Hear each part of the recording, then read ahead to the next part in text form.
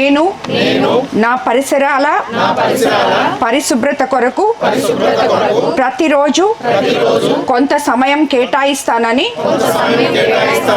నా వంతు కృషిగా స్వచ్ఛత కార్యక్రమాల కొరకు శ్రమదానం చేసి పరిశుభ్ర ఆంధ్రప్రదేశ్ సాధించే సంకల్పానికి కట్టుబడి ఉంటానని ఈ రోజు పరిశుభ్రత గురించి నేను వేసిన ఈ ముందడుగు ఆంధ్ర రాష్ట్రాన్ని పరిశుభ్రంగా ఉంచుటలో సహాయం చేస్తుందని నమ్ముతూ ఈ రోజు నుండి నా తోటి వారికి కూడా స్వచ్ఛతపై అవగాహన కల్పించే దిశగా ప్రయత్నిస్తానని భవిష్యత్ తరాలకు ఆరోగ్యవంతమైన సుభిక్షమైన ఆనందకరమైన ఆంధ్ర రాష్ట్రాన్ని నిర్మించడానికి నాతో మొదలైన ఈ నిర్ణయం ద్వారా నా రాష్ట్రాన్ని స్వర్ణాంధ్ర స్వచ్ఛాంధ్రగా తీర్చిదిద్దేట్లు నా వంతు కృషి చేస్తానని ప్రమాణం చేస్తున్నాను. ఈరోజు స్వర్ణాంధ్ర స్వచ్ఛాంధ్ర కార్యక్రమం ఆగస్ట్ 22 బుచ్చిరెడ్డిపాళెం కాజానగర్ లో పాల్గొనడానికి ఇక్కడికి విచ్చేసిన కూటమి నేతలకు అందరికీ మరియు కాజానగర్ స్థానిక ప్రజలందరికీ కూడా ధన్యవాదాలు తెలుపుకుంటున్నాను. ఇది ఒక్క 3వ శనివారం మాత్రమే స్వర్ణాంధ్ర స్వచ్ఛాంధ్ర సాస్ ప్రోగ్రాం జరపడం కాదు. ఇక్కడ చాలామంది మహిళలు ఉన్నారు. ప్రతిరోజు మన ఇంటిని ఎలా మనం శుభ్రపరచుకుంటామో పరిసర ప్రాంతాలని కూడా శుభ్రంగా ఉంచడము అనేది ఒక మహిళ నుండి మొదలవ్వాలని చెప్పి నేను ఈరోజు మీకు అందరికీ తెలియజేసుకుంటున్నాను. ఎందుకంటే మీ ఇంటిని మీరు శుభ్రంగా ఉంచుకోవాలి. దాన్ని చూసి భావితరాల మీ బిడ్డలు కూడా వాళ్ళ గదులను వాళ్ళు శుభ్రంగా ఉంచుకుంటారు. ఇవన్నీ చూసి మనం బయట ఇంట్లో శుభ్రంగా ఉంచుకుంటే బయట ఇంత చెత్తగా ఉందని మనం బయటను కూడా శుభ్రపరిచే విధంగా ఒక అడుగు ముందుకు వేయాలని చెప్పి మిమ్మల్ని చూసి మీ పిల్లలు కూడా అదే ఆచరిస్తారు.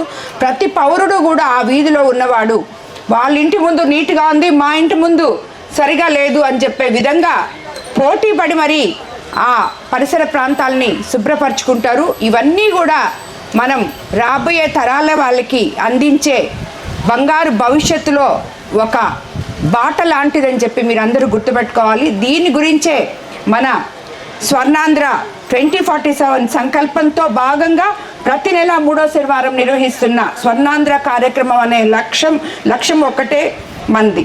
మన పరిసరాలను శుభ్రంగా ఉంచడమే. మన ముఖ్యమంత్రి చంద్రబాబు నాయుడు గారు కూడా తానే పాల్గొని ప్రతి దగ్గర కూడా ప్రతి ఒక్కరికి అవగాహన కల్పించే విధంగా ఈ కార్యక్రమాన్ని చేస్తున్నారు. కాబట్టి ప్రతి ఒక్కరు కూడా ఇందులో పాలు పంచుకోవాలని చెప్పి మీకు అందరికీ నేను తెలియజేసుకుంటూ, అట్లాగే ఇంట్లోని తడి చెత్త పొడి చెత్తను వేరు చేయాలి. సాధ్యమైన చోట కంపోజింగ్ ప్రోత్సహించాలి. సింగిల్ యూజ్ ప్లాస్టిక్ని కూడా తగ్గించుకోవాలి. నీటిని విద్యుత్ను వృధా చేయకుండా పొదుపుగా కూడా వాడుకోవాలని చెప్పి చెప్తున్నాను.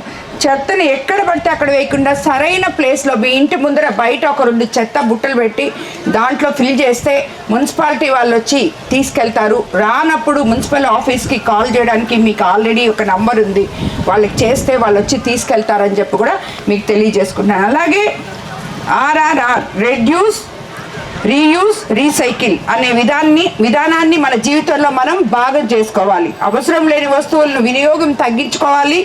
ఉపయోగించగల వస్తువులను మళ్ళీ ఉపయోగించడం, రీసైకిల్ చేయగల వ్యర్థాలను సరైన విధంగా రీసైకిల్ చేయడం ప్రతి ఒక్కరి బాధ్యత అని చెప్పి నేను మీకు ఇందు మూలంగా తెలియజేసుకుంటున్నాను. అలాగే చెత్తను ఒక సమస్యగా చూడకుండా సరిగ్గా నిర్వహిస్తే ఒక వనరుగా మారుతుందనే ఆలోచన మనం అలవర్చుకోవాలి. అదే వేస్ట్ టు వేస్ట్ వెల్త్ అనే లక్ష్యం మీరు గుర్తుపెట్టుకోవాలని చెప్పి కూడా తెలియజేసుకుంటాను. ఇదే విధంగా మనం ఇవన్నీ కూడా పాటించడం ఒక పౌరుడిగా మన బాధ్యత అని చెప్పి నేను తెలియజేసుకుంటూ, ఈరోజు ఈ కార్యక్రమంలో పాల్గొన్న ప్రతి ఒక్కరూ ప్రతిరోజు ఈ కార్యక్రమాన్ని చేయాలని చెప్పి నేను కోరుకుంటూ ధన్యవాదాలు తెలుపుకుంటున్నాను. అలాగే ఈరోజు ఇప్పుడే చూసాం మనం ఇక్కడ మన ఉర్దూ స్కూల్ కాజానగర్లో ఉన్న ఉర్దూ స్కూల్ నేను విపిఆర్ ఫౌండేషన్ ద్వారా వేమిరెడ్డి ప్రభాకర్ రెడ్డి గారు ఆధ్వర్యంలో ముస్లిం సోదరుల కోసం సోదరీమణుల కోసం ఇది ఫౌండేషన్ ద్వారా చేసి వారం రోజులు అయింది, కానీ నేను ఇంతవరకు వచ్చి ఇక్కడ చూడలేదు. ఈ రోజే వచ్చాను. ఈ స్కూల్ కూడా చూడటం జరిగింది. ఉర్దూ మహిళలందరూ వచ్చి ఎంపీ గారిని కోరిన వెంటనే ముస్లిం మహిళలు, మైనారిటీ మహిళలు, మన వైస్ చైర్మన్ గారు అయితేనేమి, కార్పొరేటర్లు అయితేనేమి, చైర్మన్ అయితేనేమి, వీళ్ళందరూ కూడా మా ముస్లిం మహిళలు, పిల్లలు, చిన్నపిల్లలు, వాళ్ళు 1 నుంచి 8వ క్లాస్ వరకే ఉంది. ఆ తర్వాత వాళ్ళని మేము చదివించుకోలేకపోతున్నాము. ఎందుకంటే ఆ స్కూల్ పైన ఇంకా మళ్ళీ తరగతి గదులు వేసే అవకాశం లేదు. మీరు దానికి ఏదైనా సాయం చేయండి అని ఎంపీ గారిని అడిగిన మీదట ప్రభాకర్ రెడ్డి గారు స్పందించి వెంటనే స్థానిక నాయకులతో చర్చించి ఇక్కడున్న ఆ స్కూల్కి ఎదురుగా ఉన్న స్థలాన్ని విపిఆర్ ఫౌండేషన్ ద్వారా దాన్ని కొని ఈ స్కూల్కి ముస్లిం మహిళా సోదరీమణులకు అందరికీ కూడా బహుమతిగా ఇవ్వడం జరిగింది. రాబోయే రోజుల్లో ఫౌండేషన్ తరఫునే లేదు, ఎంపీ లాడ్స్ తరఫున ఇక్కడ తరగతి గదులు కూడా నిర్మించిస్తామని చెప్పి కూడా మీకు తెలియజేసుకున్నాను. అలాగే కాజానగర్లో ఇక్కడ ఇప్పుడే మనం ఈ సాస్ ప్రోగ్రాంలో ఒక పార్క్ని క్లీన్ చేయడం జరిగింది. ఇక్కడ ఉన్న మహిళలందరూ చాలామంది ఎక్కడికి బయటికి వెళ్ళలేరు. ఆ పార్క్ సరిగా లేదు. దాన్ని పార్క్ని తిరిగి పునరుద్ధరించి మహిళలు అక్కడ ఒక జిమ్మో ఏదో ఒకటి చేసుకునేటట్టు, ఎక్సర్సైజ్ చేసుకునేటట్టు ముస్లిం సోదరీమణులకు అందరికీ కూడా బహుమతిగా విపిఆర్ ఫౌండేషన్ ద్వారా ఇవ్వబోతున్నామని చెప్పి మీకు అందరికీ నేను తెలియజేసుకుంటున్నాను. అలాగే ఈరోజు మీకు అందరికీ చెప్పాలి, ఎన్నడూ లేని విధంగా మనం బుచ్చిలో మొన్నే లాస్ట్ ప్రోగ్రాం చేసుకున్నాం. మున్సిపల్ శాఖ మంత్రివర్యులు ఎంపీ వేమిరెడ్డి ప్రభాకర్ రెడ్డి గారి ఆధ్వర్యంలో కొత్త మున్సిపల్ ఆఫీస్ కని విని ఎరుగని రీతిలో మనం ప్రారంభోత్సవం చేసుకున్నాం. ఈరోజు మున్సిపల్ ఆఫీస్ పనిచేస్తుంది. అందులో రోజు 100 మంది వరకు వచ్చి కూర్చొని వాళ్ళ పనులు వాళ్ళు చేయించుకుంటున్నారు. చైర్మన్ గారు ఉన్నారు, కమిషనర్ గారు ఉన్నారు, ప్రతి ఒక్క ఎంప్లాయీ అందులో, కార్పొరేటర్లు అందరూ అందుబాటులో ఉన్నారు. ప్రజలకి నిత్యం అందుబాటులో ఉన్నారు. కాబట్టి ఆ రోజు మనకి ఎటువంటి స్థానంలో మీరందరూ చూశారు. నేను వచ్చి మీరందరూ న్యూస్లు కూడా వేశారు. నేను వచ్చి ఆ బేస్మెంట్ని చూసినప్పుడు ఇది ఎలా కట్టాలి, ఎట్లా కట్టాలి అని చెప్పి మేమందరం తర్జన భర్జన పడ్డప్పుడు 2 కోట్లు దాన్ని డబ్బులు వాళ్ళు ముందు శాంక్షన్ చేస్తుంటే ఆ 2 కోట్లు మొత్తం తినేసి అసలు దాన్ని కట్టకుండా గందరగోళం చేస్తున్నారు. ఈరోజు 4 కోట్లతో ఇదే బుచ్చి మున్సిపాలిటీలో, ఇదే బుచ్చిలో ఈరోజు మనం భవనం పూర్తి చేసి ప్రజలకి అంకితం చేయడం జరిగింది. మున్సిపాలిటీ భవనము అనేది ప్రతి ఒక్క పౌరుడికి, ఆ కార్పొరేషన్లో ఉన్న ప్రతి ఒక్క పౌరుడికి హక్కు ఉన్న భవనం. ఎందుకంటే ఏ పని వచ్చినా వాళ్ళు మున్సిపల్ ఆఫీస్కి వెళ్ళాలి. అలాంటి మున్సిపల్ ఆఫీస్ని ఇంతవరకు అద్దె భవనంలో జరిపాం. ఈరోజు పెద్ద భవనం చేసి ప్రజలకి అంకితం చేయడం జరిగింది. ఆ రోజు మన మంత్రివర్యులు నారాయణ సారు మన బుచ్చికి 45 కోట్లు ప్రకటించారు. అందులో భాగంగా ఈరోజు 16 కోట్లు రోడ్ల కోసం రేపు 29వ తేదీ మొదటి వారం లోపలే ఎలక్షన్ రాకముందే మనం టెండర్లు పిలవబోతున్నాం, దాన్ని స్టార్ట్ చేసుకోబోతున్నామని చెప్పి కూడా మీకు అందరికీ తెలియజేసుకున్నాను. బుచ్చిలో ఎక్కడ ఈ రోడ్డు బాగలేదమ్మా అనే విధంగా లేకుండా ప్రతి రోడ్డు సుందరమైన చేసి ప్రజలకి అంకితం చేస్తామని చెప్పి మీకు అందరికీ తెలియజేసుకున్నాను. ఇది మా పరిపాలన దక్షత. మా ప్రభుత్వం, ముఖ్యమంత్రి చంద్రబాబు నాయుడు గారు ఎప్పుడైనా మీరు విన్నారా? ఒక కార్పొరేషన్లో 16 కోట్లు ఇచ్చి ఒకేసారి రోడ్లు పిలవడం ఎక్కడైనా విన్నారా గత ప్రభుత్వాల్లో?